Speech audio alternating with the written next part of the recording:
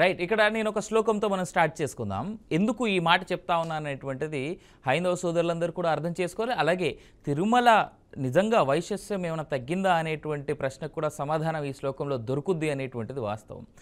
వెంకటాద్రి సమంస్థానం బ్రహ్మాండే నాస్తికించిన వెంకటేశ సమోదేవో నా భూతో నా భవిష్యతి అనేటువంటి శ్లోకం కనుక తెలుసున్నట్టయితే వెంకటాచలం యొక్క ప్రాశస్త్యం కానీ వెంకటాచలం యొక్క మహత్యం కానీ ఏమాత్రం తగ్గదు. ఎన్ని అంశాలు జరిగినా ఏం జరిగినా అనేటువంటిది వాస్తవం. రైట్. మనతో పాటున్నారు తులసిరెడ్డి గారు, బాలగురుస్వామి, అలాగే రాయపాటి అరుణ గారు. బాలగురుస్వామి గారు, మీరు చెప్పండి. ఇప్పటి వరకు మన తులసిరెడ్డి గారు మాట్లాడినటువంటి మాటలు విన్నాం. అలాగే ఈయన తిరుమలకు సంబంధించి ఏదైతే అంశం జరుగుతూ ఉందో దాన్ని కాస్త పక్కనెట్టి పరిపాలన మీద కూడా దృష్టి సారించండి కళ్యాణ్ గారు అనేటువంటి మాట ఆయన చెప్తా ఉన్నారు. దీనిపై మీ కామెంట్స్ ఏంటి అంటే, ఎందుకు అని అంటే ప్రభుత్వం మీదేగా ఉంది, మీ ప్రభుత్వంలోనే ఆయన డిప్యూటీ సీఎంగా కూడా ఉన్నారు. అండ్ తులసిరెడ్డి గారు చేసినటువంటి కామెంట్స్లో ఎలాంటి నెగిటివిటీ అయితే, అంటే ఆయన ప్రభుత్వం ఏ విధంగా కాన్సన్ట్రేట్ చేయాలనేటువంటి దాంట్లో అయితే ఎలాంటి నెగిటివిటీ అయితే కనబడట్లేదు. ప్రభుత్వ పరంగా చేయండి అని చెప్పే దాంట్లో సద్విమర్శ చేస్తే తీసుకుంటామని చెప్పి నేను ఇందాక కూడా తెలియజేశాను అభిలాష్ గారు. కాదనట్లేదు. ఎందుకనంటే తులసిరెడ్డి గారు సీనియర్ నాయకులు, మీరు చెప్పినట్టు చాలా మంది ముఖ్యమంత్రులు చూశారు. సీనియర్ నాయకులు వాళ్ళు చేసే ఏవైనా కూడా సూచనలు సలహాలు మంచి ఉంటే తప్పకుండా తీసుకుంటాం. ఎందుకనంటే ఈ రోజు పవన్ కళ్యాణ్ గారు దీక్ష చేస్తున్నారు అని అంటే ప్రతిపక్షంలో ఉండి దీక్ష చేస్తే ఈయనకి ఎందుకు చేస్తున్నాడా, ప్రచారం కోసం చేశాడని అనుకోవచ్చు.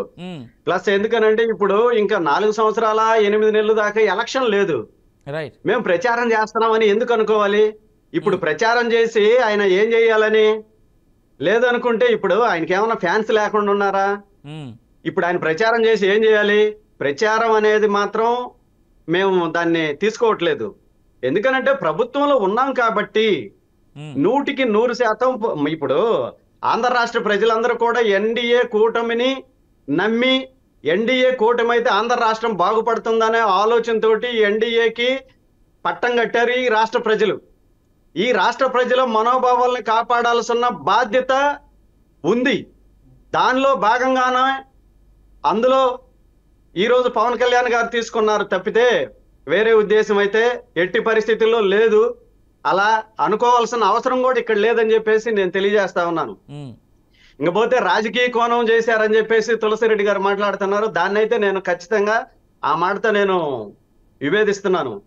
ఈరోజు రాజకీయ కోణంలో మాట్లాడాల్సిన అవసరం ఏముంది అంటే, ఈరోజు ఎక్కడైనా ఏదైనా జరిగినప్పుడు దాని గురించి ప్రజలకి తెలియజేయాల్సిన అవసరం ఉందా లేదా? ఈ ప్రభుత్వానికి చెడ్డ జరిగినప్పుడు రేపు ఉదయం అయినా బయటకు వస్తుంది. ఎందుకనంటే ఈ సోషల్ మీడియాలో ఖచ్చితంగా ఏం జరిగినా కూడా విత్ ఇన్ మినిట్స్ లో బయటకు వస్తుంది. ఎక్కడ ప్రపంచంలో నలుమూల ఏ మారుమూల ప్రాంతంలో జరిగిన విషయం కూడా ఎమ్మటే బయటకు వస్తుంది. అందులో భాగంగానే ఎందుకనంటే తెలుగుదేశం ప్రభుత్వం వచ్చిన తర్వాత వీళ్ళు ప్రతి విషయంలో కూడా రివర్స్ టెండరింగ్ పేరుతోటి ఈ రోజు రాష్ట్రంలో ఎన్ని అరాచకాలు చేశారు, ఎన్ని సృష్టించారు అనేది అందరు చూశారు. ఈ రివర్స్ టెండరింగ్ పేరుతోటి నందిని వాళ్ళు ఇస్తున్న నెయ్యిని వీళ్ళు రివర్స్ టెండరింగ్ పేరుతోటి 360 రూపాయలకి ఏఆర్ కంపెనీ వాళ్ళకి ఎందుకు కట్టబెట్టారు అనే కోణంలో దీన్ని చూడటం జరిగింది. ఆ కోణంలోనే శ్యామలారావు గారు ఈవో వచ్చిన తర్వాత దీని మీద క్షుణ్ణంగా పరిశీలించి అధ్యయనం చేయాలని చెప్పేసి మాట్లాడటం జరిగింది. అందులో భాగంగానే టెస్టింగ్ కి పంపించారు ఎన్డీడీబీకి. ఆ టెస్టింగ్ లో రిజల్ట్ వచ్చింది కాబట్టి దీన్ని రేపైనా సరే తెలిస్తే దాచిపెట్టి చేయాల్సిన అవసరం మాకు లేదు, మా ప్రభుత్వానికి లేదు. ఎందుకంటే వాళ్ళు చేసిన తప్పుని మప్పి పెట్టి మారేడుగా చేయాల్సిన అవసరం మాకు లేదు, దాన్ని దాచిపెట్టి పరిపాలన చేయాల్సిన అవసరం లేదు. ఎందుకంటే జరిగింది జనాలకి తెలియాలి కదా. గురుస్వామి గారు ఒక మాట అయితే, తులసిరెడ్డి గారు ఇందాక మాట్లాడుతూ మాట అన్నారు మరి చాలా క్లియర్ గా, గత 10 ఏళ్లుగా 2014 నుంచి 2024 వరకు ఏ కంపెనీలకు ఇచ్చారు, ఎంతెంతకి ఇచ్చారు కాంట్రాక్ట్ అనేటువంటి మాట కూడా అంశాన్ని కూడా బయట పెట్టమని అన్నారు. మరి దానికి మీరు సిద్ధమేనా? ఖచ్చితంగా. ఎందుకనంటే గత 10 ఏళ్ళు కాదు, దానికి ముందు 10 ఏళ్ళు కూడా కాంగ్రెస్ వాళ్ళు చేశారు కదా. సరే, ఎవరు చేశారు అనేటువంటిది అప్రస్తుతం. అభిలాష్ గారు నేను చెప్తానండి, ఇప్పుడు 2014 నుంచి 24 దాకా చేయండి అని చెప్పారు. ఇక్కడ కూడా తులసిరెడ్డి గారు చెప్పాల్సింది ఏంటంటే, దానికి 10 ఏళ్ళు ముందు మేము కూడా చేశాం కదా, మేము కూడా భాగస్వామ్యులుగా ఉన్నాం కదా, మేము కూడా పరిపాలన అందించాం కదా, 2004 నుంచి చేయండి అని చెప్తే బాగుంటది అనేది నా అభిప్రాయం. సరే, అదే పని మీరు చేయండి సార్. ఇప్పుడు అదే పని ఖచ్చితంగా ఇక్కడ ఎక్కడ తప్పు జరిగినా కూడా ఉపేక్షించాల్సిన అవసరం లేదు, ఉపేక్షించేది లేదు. ఎందుకనంటే వాళ్ళు వైసీపీ వాళ్ళు అడ్డగోలుగా మాట్లాడడం, ఎందుకనంటే వాళ్ళు తప్పు చేసి గుడ్డ కాల్చి మీద వేయడం అనేది ఈ వైసీపీ వాళ్ళకి వెన్నతో పెట్టిన విద్య. ఆ పొన్నవోలు సుధాకర్ రెడ్డి మరి లా చదివి వచ్చాడో ఏం చదివి వచ్చాడో తెలియడం లేదు. పందికు 1200, నెయ్యి 360, దాంట్లో ఇత్తడిలో పుత్తడి కలుపుతారా, రాగిలో బంగారం కలుపుతారా, ఏం మాట్లాడుతున్నారో తెలియకుండా మాట్లాడుతున్నారు వీళ్ళు. రైట్ రైట్ రైట్ ఆయన కామెంట్స్ చాలా ఏం వెరైటీగా మాట్లాడతారు ఉన్నాయి. ఏందనేది కూడా తెలియకుండా మాట్లాడే పరిస్థితుల్లో ఖచ్చితంగా దీంట్లో సిట్టి ఎంక్వైరీ చంద్రబాబు నాయుడు గారు వేస్తున్నారు. నిన్న మోడీ గారికి కూడా జగన్మోహన్ రెడ్డి లెటర్ రాశాడు. దాంట్లో ఏం పెట్టాడు, బీజేపీ వాళ్ళు కూడా ఉన్నారని చెప్పేసి ఆయన బ్లాక్ మెయిల్ రాజకీయాలు మొదలు పెట్టాడు. ఖచ్చితంగా ఎందుకనంటే దీన్ని సిబిఐ ఎంక్వైరీ చేయండి, ఎంతటి వ్యక్తులు ఉన్నా కూడా వీళ్ళని శిక్షించాల్సిన అవసరం ఉంది అని చెప్పి ఈ జగన్మోహన్ రెడ్డి ఎందుకు లెటర్ రాయలేదు? వీళ్ళు మీడియా ముందుకు వచ్చి ఏం మాట్లాడుతున్నారు? అందువల్ల ఎందుకనంటే ఎవరు ఎన్ని మాట్లాడినా, ఎవరు ఎన్ని చేసినా కూడా ఎన్డీఏ కూటమి తెలుగుదేశం ప్రభుత్వం ఎవరిని వదలదు.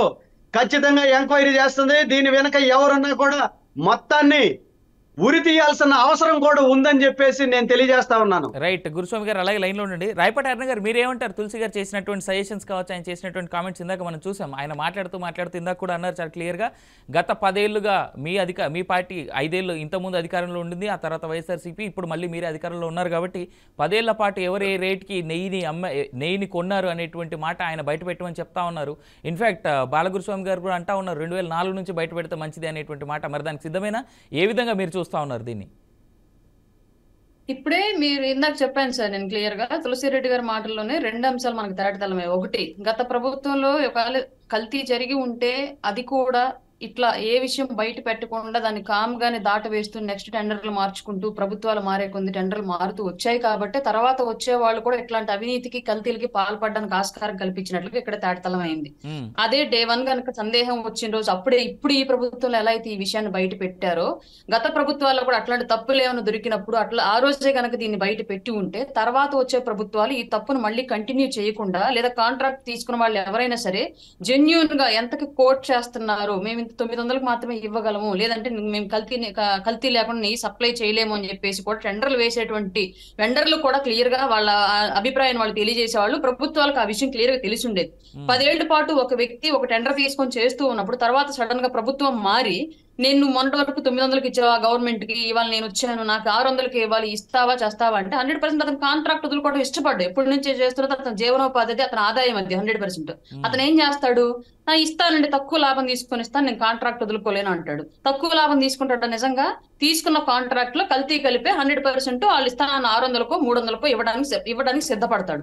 ఎప్పుడు కూడా ఆదాయ వనరుగా ఉన్నది ఏది కూడా వదులుకోవడానికి ఏ వెండర్ కూడా ఇష్టపడ్డ కాబట్టి అక్కడ అతనికి ధర్మం ఏంటి, అధర్మం ఏంటి, నీతి ఏంటి, అవినీతి ఏంటి అనే దానికన్నా కూడా బిజినెస్ ఇంపార్టెంట్ గా భావించుకున్నారు. కాబట్టి గత ప్రభుత్వాలు ఒకవేళ తప్పులు చేసినా దాన్ని బయట పెట్టలేదు కాబట్టి నెక్స్ట్ ప్రభుత్వాలు దాన్ని కంటిన్యూ చేయడానికి, నెక్స్ట్ కాంట్రాక్టులు తీసుకున్న వాళ్ళు అదే ఫాలో అవడానికి ఆస్కారం కల్పించారు. ఇప్పుడు ఈ విషయం హైలైట్ అయ్యింది కాబట్టి చచ్చి గీ పెట్టుకున్నా ఇంకొకసారి ఈ విషయాన్ని ఏ ప్రభుత్వాలు చేయలేవు. తీసుకున్న కాంట్రాక్టర్ కూడా ఒళ్ళు దగ్గర పెట్టుకొని కల్తీ లేకుండా ప్రభుత్వ కార్యానికి దైవ కార్యానికి సప్లై చేసేటువంటి నెయ్యిలో కల్తీ లేకుండా చూసుకోవడానికి సిద్ధపడతాడు. లేదంటే తర్వాత ఏ ప్రమాదం ముంచుకొచ్చిందన్న భయంతో ఒంట్లో భయం పెట్టుకొని సప్లై చేస్తాడు. మొదటిది.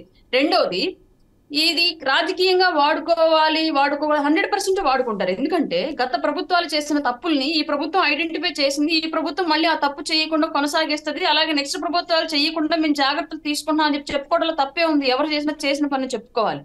మూడో విషయము, పవన్ కళ్యాణ్ గారి యొక్క శాఖలు చాలా ఉన్నాయి, దాని మీద పని చేయాలి అని చెప్పేసి అన్నారు. సార్ క్లియర్ గా ఇప్పటి వరకు కూడా ఏ గ్రామీణాభివృద్ధి శాఖ మంత్రి, ఏ నీటిపారుదల శాఖ మంత్రి, ఏ పర్యావరణ అటవీ శాఖ మంత్రి కూడా ఇంత తక్కువ పీరియడ్ లో చేయనటువంటి వర్క్ ని ఆయన చేస్తూ ఉన్నాడు. మేబీ మీ అందరి యొక్క అభిప్రాయం అతను సమర్థవంతుడు కాబట్టి ఇంకా చెయ్యాలి అనేటువంటి హోప్స్ ఆయన మీద పెట్టుకోవడం తప్పులేదు. మాకు కూడా ఉన్నాయి అట్లాంటి హోప్సే, మా నాయకుడు మేము నమ్ముతున్నాం క్లియర్ గా. ఆయన ఏదో అద్భుతాలు ఈ శాఖలో సృష్టిస్తారని బలంగా ఇప్పటికే ప్రూవ్ చేసుకుంటున్నారు, ఇక మీద కూడా ప్రూవ్ చేసుకుంటారు. ప్రజల పక్షాన్ని నిలిచే వ్యక్తి కాబట్టి, స్వార్థం వీడి రాజకీయాల్లోకి వచ్చిన వ్యక్తి కాబట్టి ఆయనకి సలహాలు మీలాంటి పెద్దలు ఇవ్వడంలో తప్పులేదు. ఆయన నుంచి ఇంతకు మించిన పనిని ఎక్స్పెక్ట్ చేయడంలో కూడా తప్పులేదు. మేము కూడా క్లియర్ గా ప్రూవ్ చేసుకోవాలి 100% మంత్రిత్వ శాఖ అంటే ఇలా నిర్వర్తించొచ్చు అని చెప్పేసి మా తర్వాతి తరాలకు కూడా ఈ విషయాన్ని తెలియజేసేలాగా చేయాలని చేస్తున్నాము. మీలాంటి పెద్దలు ఇచ్చిన సలహాలు సూచనలు తీసుకుంటాము. మా పనిని మేము కొనసాగిస్తూనే 100% రాష్ట్రంలో జరిగేటువంటి తప్పులను ఎత్తి చూపిస్తాము. అది ఏ ప్రభుత్వంలో జరిగింది, ఎవరు చేశారు ఏంటంటే మాకు సంబంధం లేదు. సామాన్యుడి పట్ల నిలిచే వాయిస్ గా రాష్ట్రంలోకి రాజకీయాల్లోకి వచ్చాం కాబట్టి 100% సామాన్య పక్షాన్ని నిలుస్తాం.